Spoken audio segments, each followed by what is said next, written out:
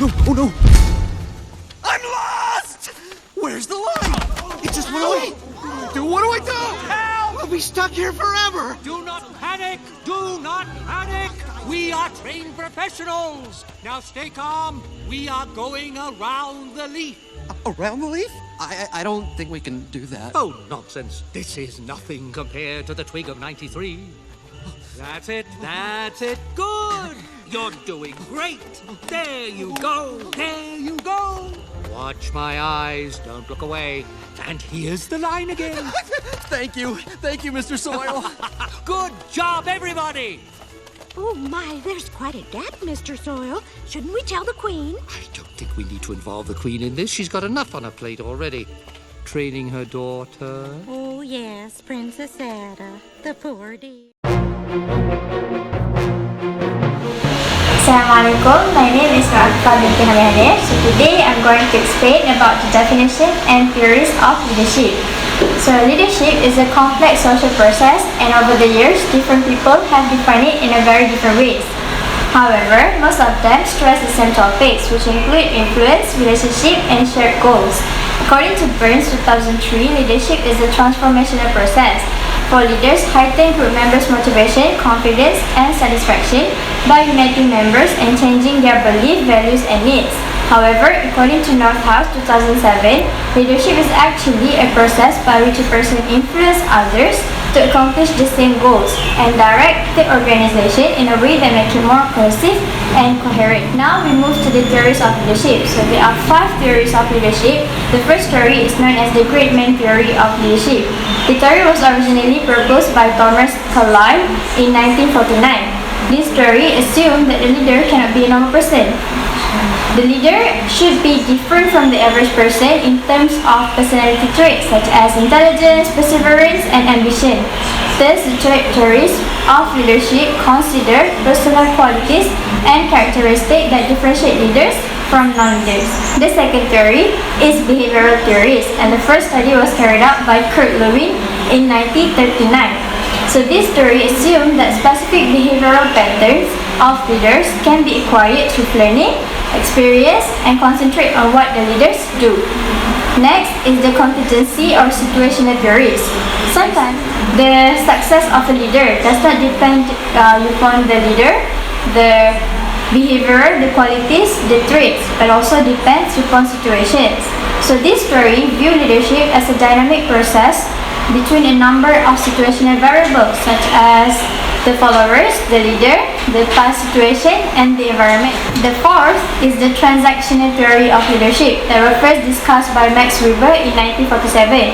So they say that the leaders guide or motivate their followers in the direction of established goals by clarifying role and task requirements. Last but not least is the transformational theory of leadership. So this theory assumes that the leader raises the motivation and morality of both the follower and the leader. It is considered that the transformational leaders engage in interactions with followers based on common values, beliefs, and goals. The theory suggests that followers and leaders should set aside their personal interest or belief for the benefit of the group. According to McGregor 2003, the transformational leaders are considered by their capabilities to identify the need for change, the agreement and commitment of others, create a vision that guides the change, and also end the change. Thank you.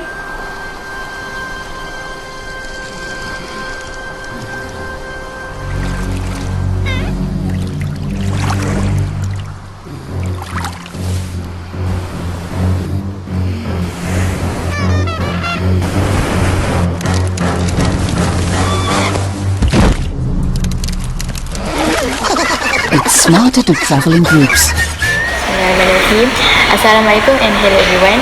Now I will explain about the traits and the characteristics of a leader. Firstly, a leader must have an empathy feelings. Empathy feelings is our ability to understand others' feeling.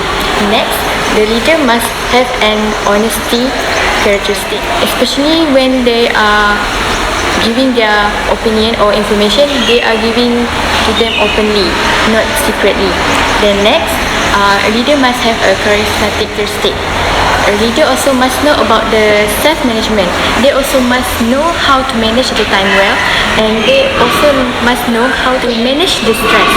Okay, then a leader also must have conviction, which is mean a leader must know their goal and how to achieve the vision. Okay, next, a leader also must have a responsible characteristic. As a leader, they have to take their responsibility about the others' performance, especially about their teammates. Next, a leader also must be a good communicator, especially when they are giving their opinion or task. They need to talk efficiently so that the teammates will understand about what they are trying to say. Okay. Next, a leader also must be a confident one. Especially when they are making their decision, it must be a confident so that the group member believe their decision. Okay, next, the leader also must know how to manage complexity. That's what we know. Whenever we have a project, we must have it a challenges. The leader also must know how to manage the problem well. Okay, last but not least, a leader also must be a creative and innovative one. The leader must know how to solve the problem and must think how to make a solution of the problem without taking any risky decisions. Okay, that's all from me. Thank you.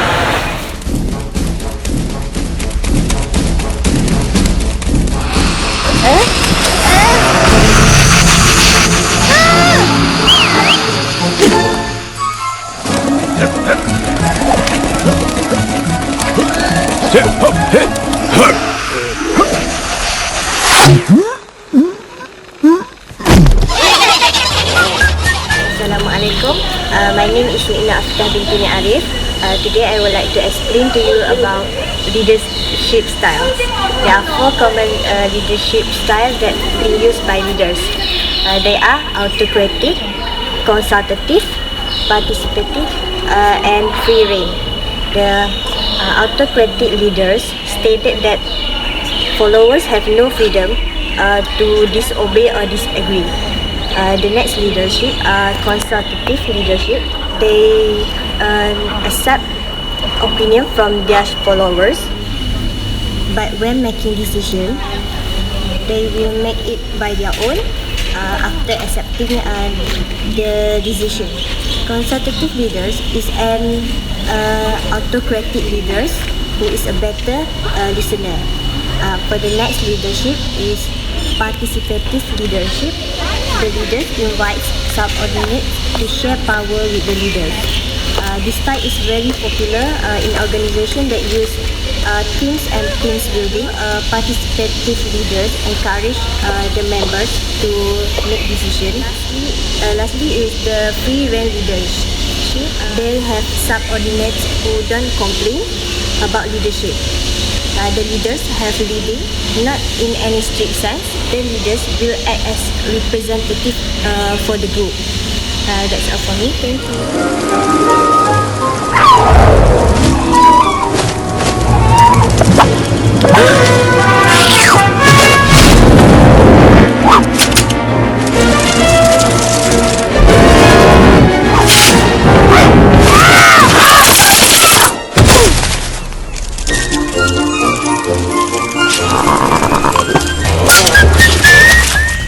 Assalamualaikum and a very good day to everyone. My name is Ain. I'm going to explain to you about charismatic leader. So, ways to become charismatic leaders, there are 12 ways. So, let me define charisma first. Charisma is defined as a special quality of leaders whose purposes, powers and extraordinary determination differentiate from others. So, the first way to become a charismatic leader is to communicate a vision. A charismatic leader offers an exciting image of where the organization is headed and how to get there. Second, a charismatic leader must make use of metaphors and analogies in whatever they are saying frequently. To inspire people, charismatic leaders must use colorful language and exciting metaphors and analogies. Third way of developing charisma is to inspire trust and confidence. As a leader, one must always make good deeds consistent with promises given. The next way of becoming a charismatic leader is to be highly energetic and goal-oriented. So impressing people with your energy and resourcefulness is highly recommended in order to become a charismatic leader.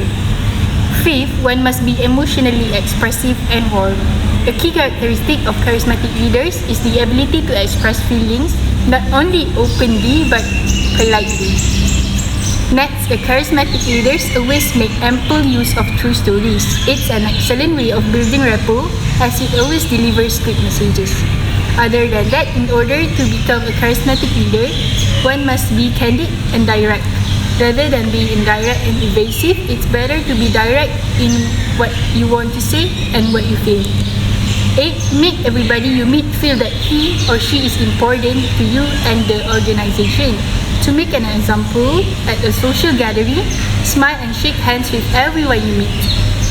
Apart from that, multiply the effectiveness of your handshake in order to become a charismatic leader. Shake firmly without creating pain and make enough eye contact. The way of becoming a charismatic leader is to stand up straight and use other nonverbal signals of self-confidence.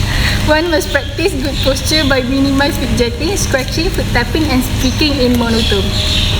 Other way to become charismatic leader is to be willing to take personal risks. Charismatic leaders are typically risk takers, and risk taking adds to their charisma.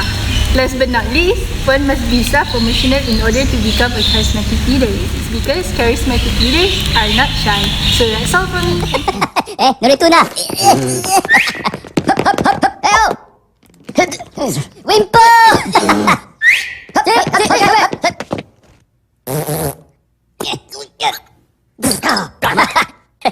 Okay, pivotara.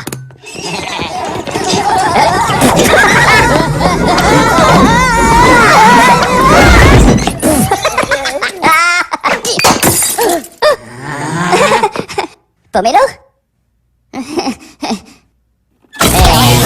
Assalamualaikum. Next is developing a teamwork. What is teamwork? Teamwork is occur as a group members will work together to accomplish a goal. As a team leader, we need to lead our group members to have a good teamwork.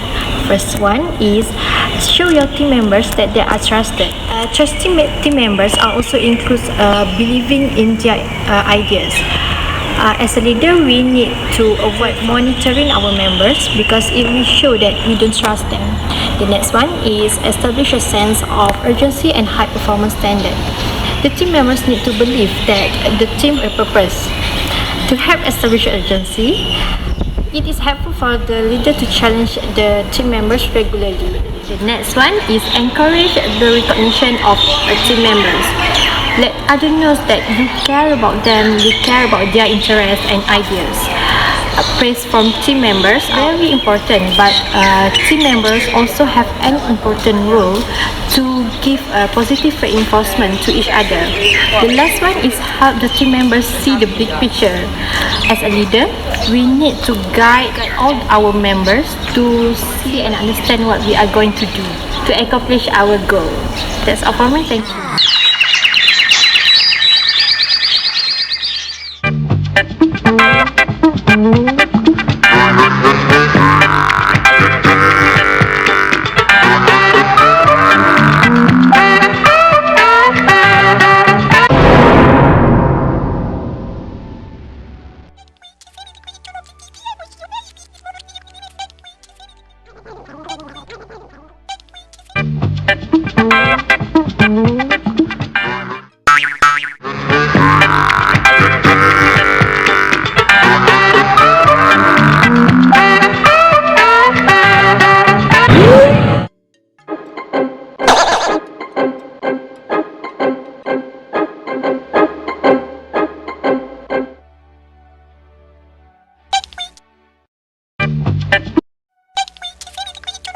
Uh-oh.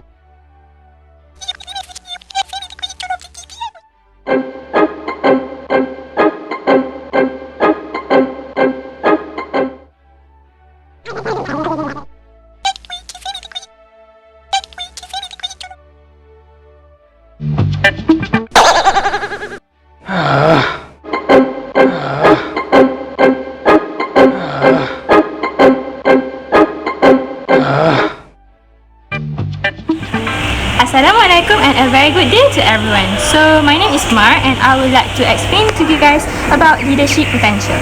So leadership potential tend to be more professionally competent in an area of organization that the individual is already working in. So what does leadership potential means? So it is actually referred as taking new responsibilities of leadership in different area in the organization itself. So there are 5 main strategies that can definitely work to develop leadership potentials. Firstly, acquire broad experience. Not everyone have the ability to lead other people as good as Alexander the Great. Leadership potential can be developed from direct experience, experimentation, and as well as through positive engagement with other people. This makes all theories that we have learned in our classroom applicable to the organization or workplace.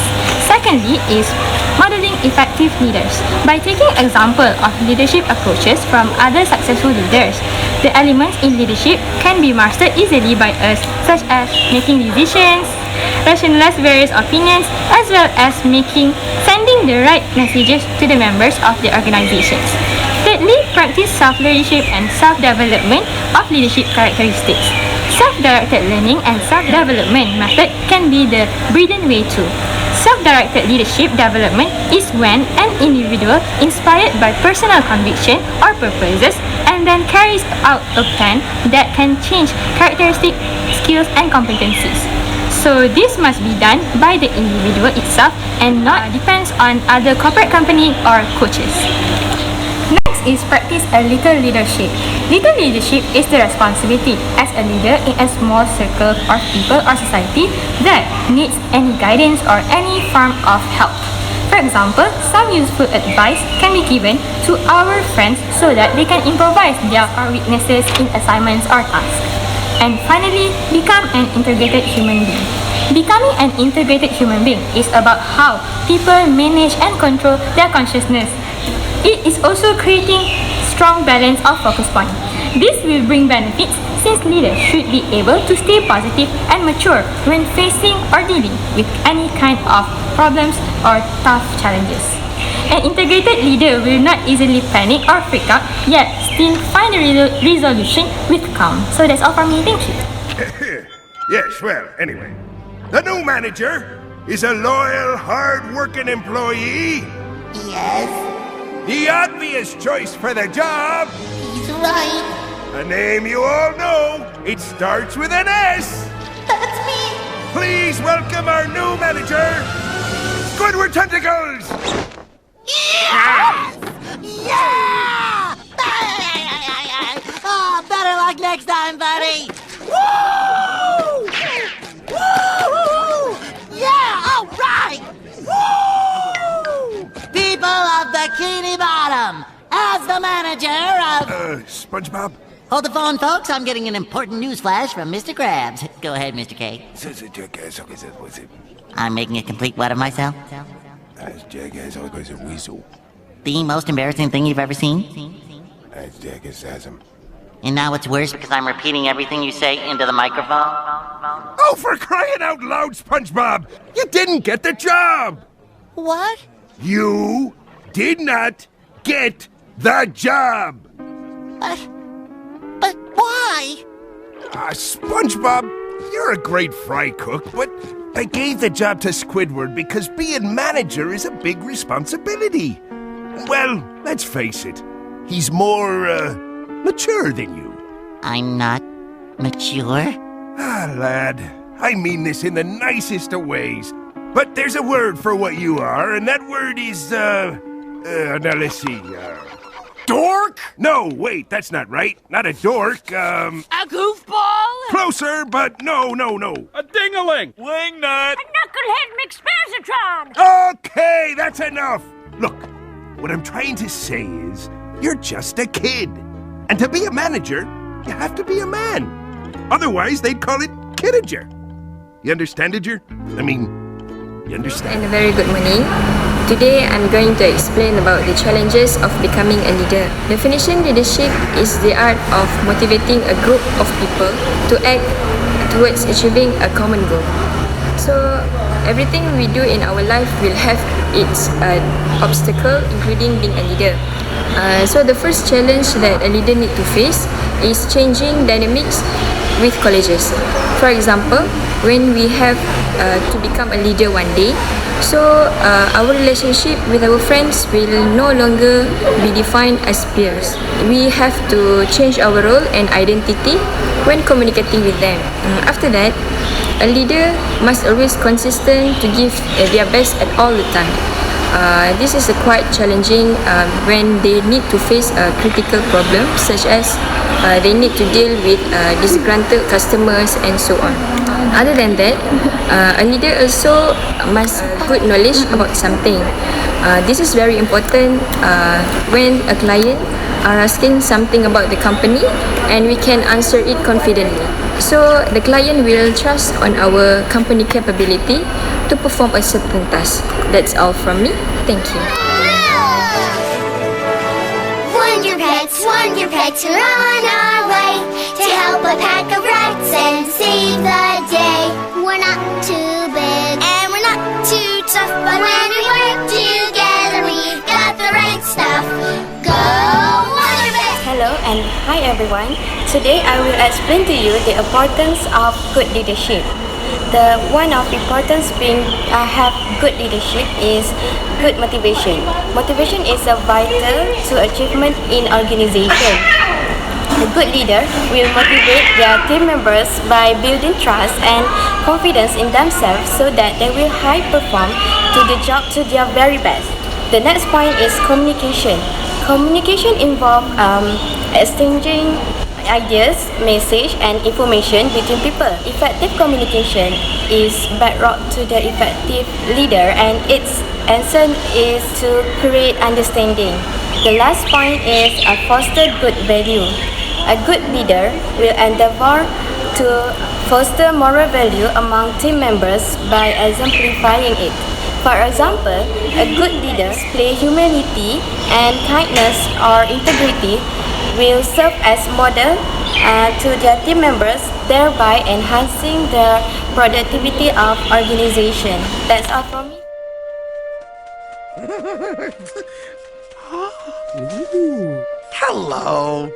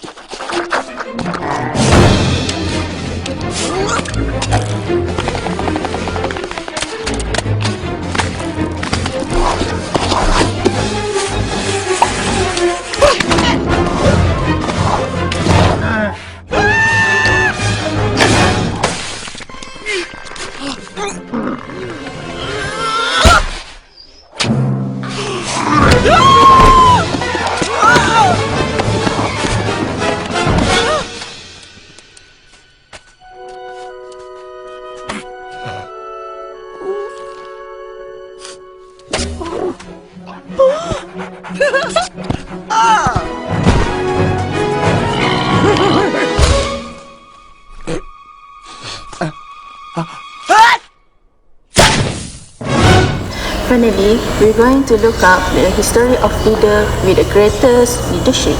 First is Adolf Hitler.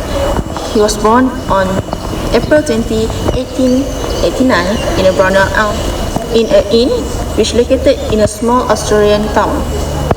After becoming a Chancellor of Germany in 1933, he was responsible for one of the greatest economic and military expansions the world has ever seen. When an 86-year-old Hindenburg died on August 2, military leaders agreed to combine the presidency and chancellorship into one position, which Hitler would command all the military.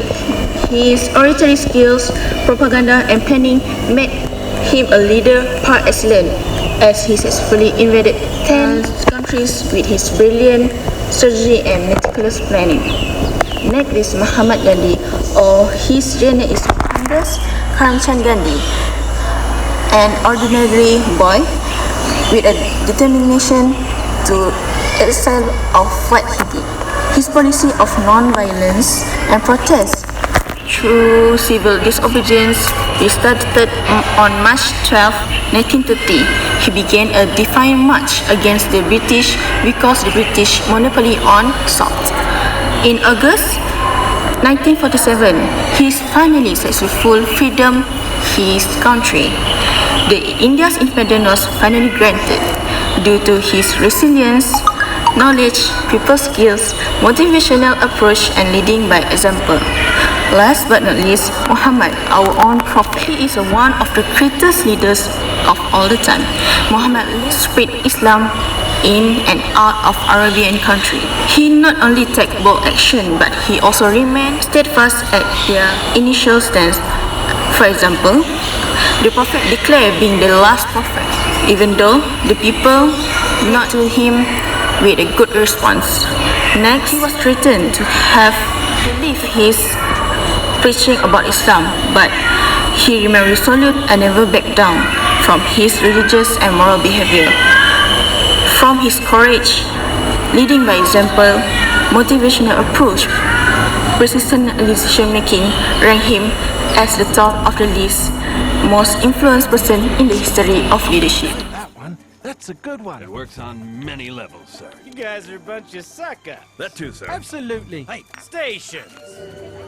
Stage 1, go.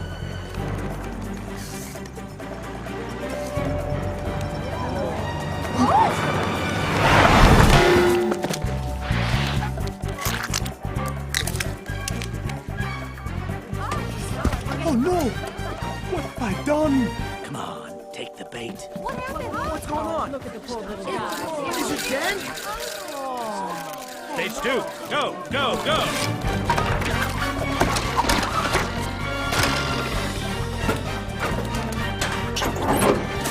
I will give him the kiss of life. Oh, Rico. Rico! Reverse. Dance. Music. No, stop! Stop! Stop! Come back! What is all this rock and roll racket?